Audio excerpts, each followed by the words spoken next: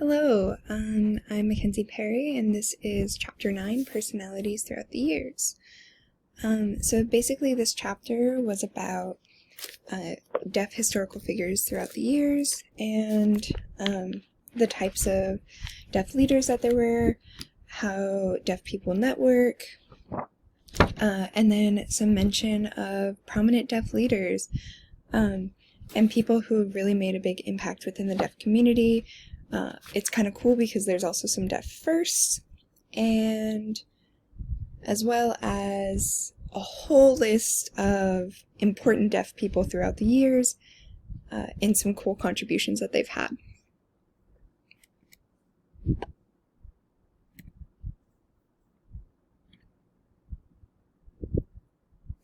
Alright, so here we have profiles of deaf leaders, and basically what this means is there's two separate types of leaders. Intercultural leaders in the deaf community are born hearing to hearing parents.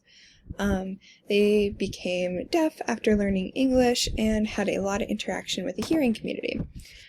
This greatly benefits the deaf community because that means that there can be a link between the hearing and deaf communities, and there's a greater understanding of how those two interact. Now, a culturally centered or grassroots leader was born to deaf parents with extensive knowledge of the deaf community. That being said, that means that they grew up within deaf culture, they learned ASL, they were in positions, they went to schools that really exposed them to other deaf people, and they grew up that way. Typically, we'll find these type of leaders in positions of education, as in, like, they've become teachers themselves now at deaf institutions.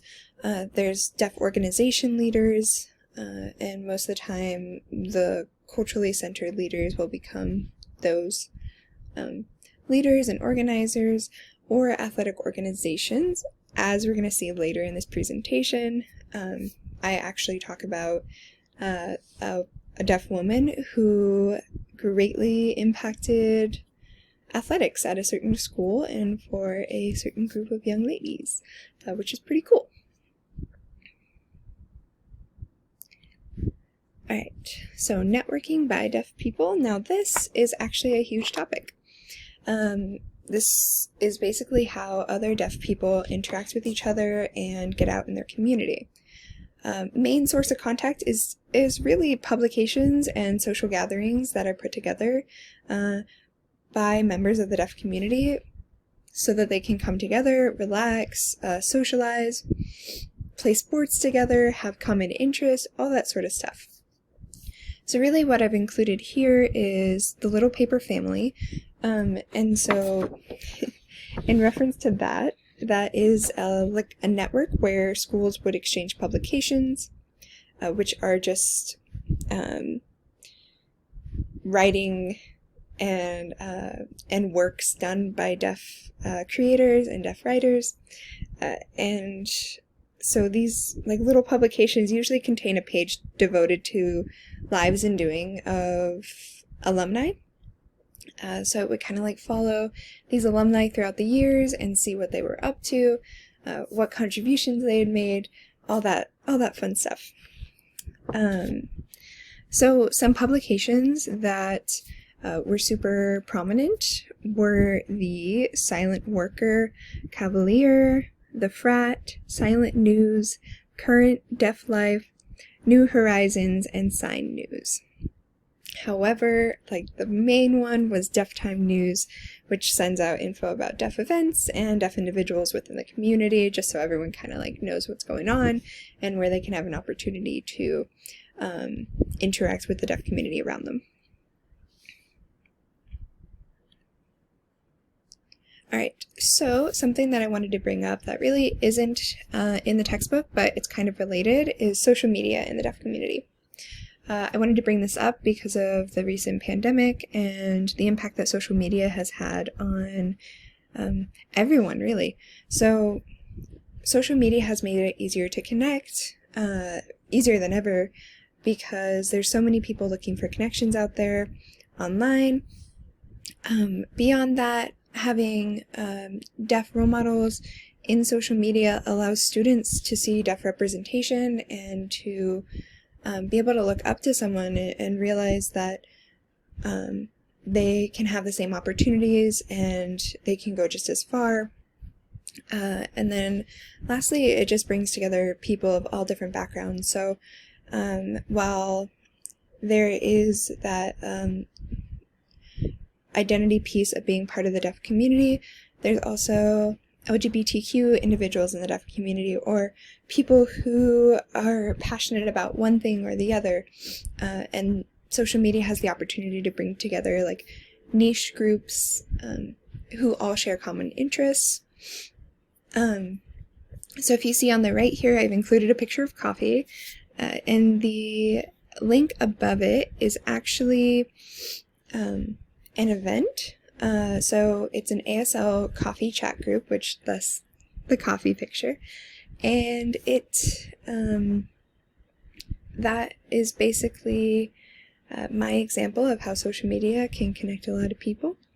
And there's so many more events out there for people looking to get into the deaf community and kind of just interact and practice ASL and just develop those social skills within the deaf community.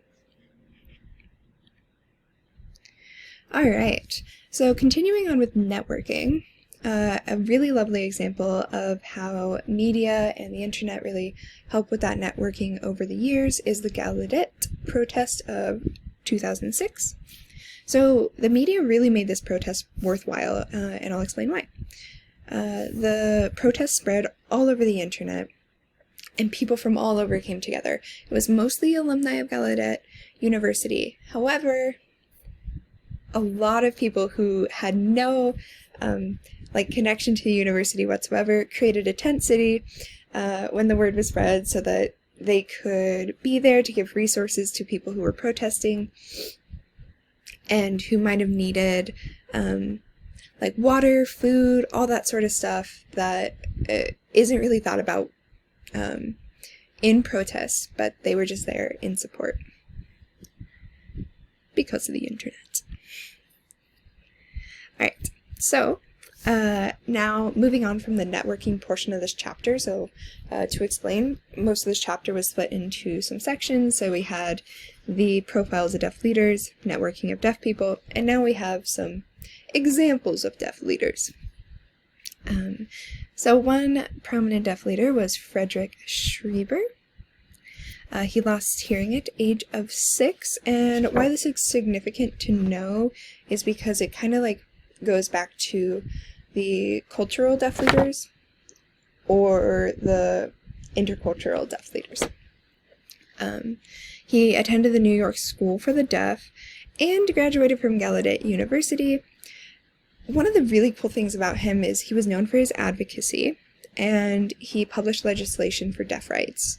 In 1966, he became the director of NAD, and unfortunately he died unexpectedly in 1979. Otherwise, he would have gone on to do more work with advocacy.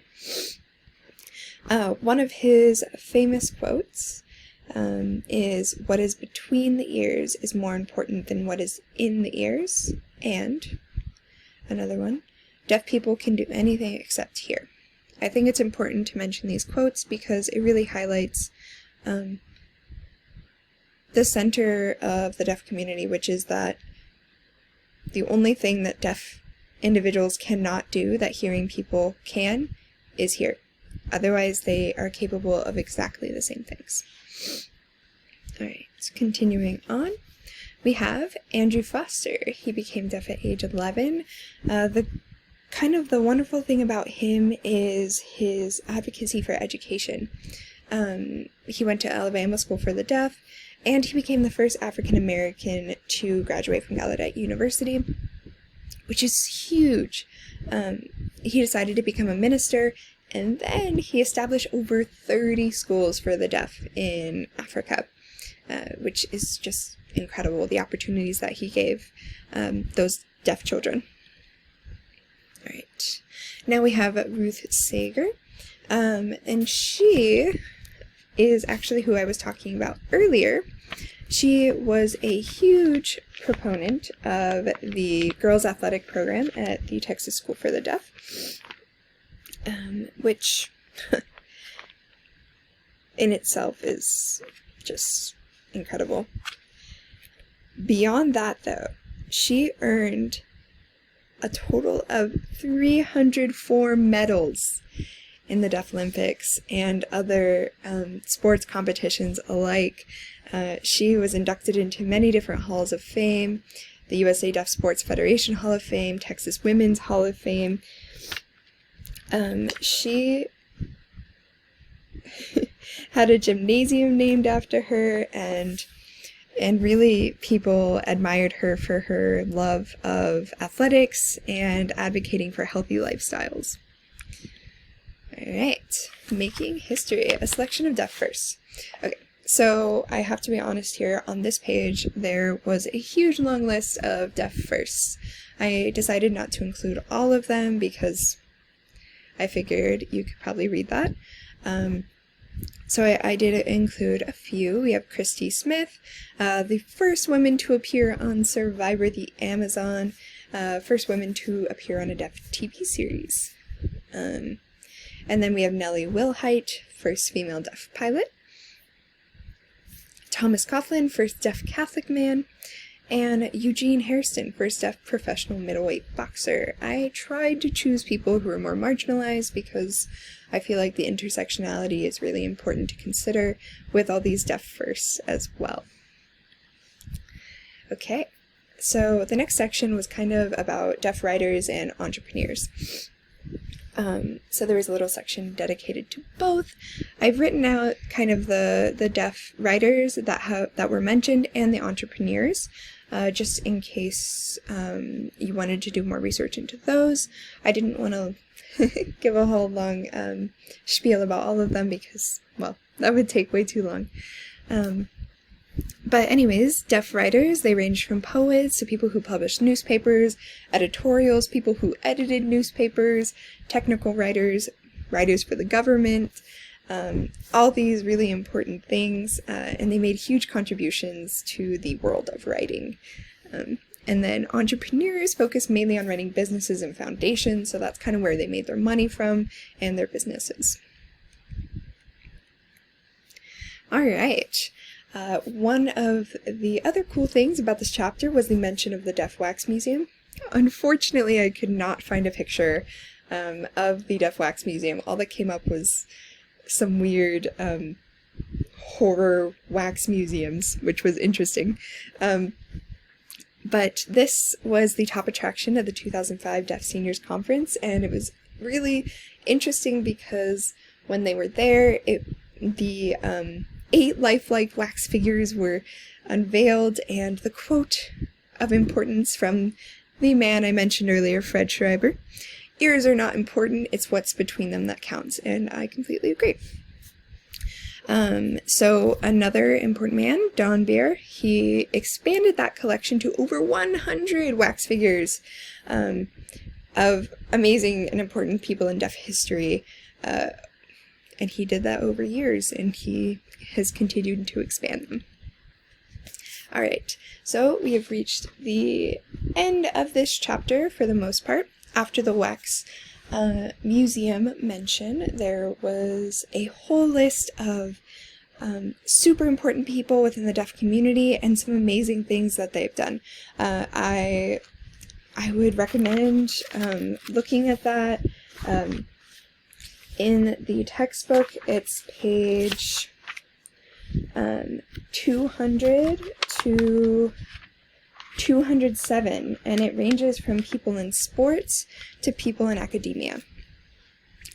So the overall importance of this is really just getting that representation for the deaf community and really having all these successes, all these people who have made such a huge impact in one place, in one chapter, really highlights the importance of deaf people in our world, and the importance of visibility and representation of those deaf people and the amazing accomplishments that they have had and done, just as hearing people have. So I would say that that's the overall importance and the takeaway that I got from this chapter. Thank you. Hope you enjoyed.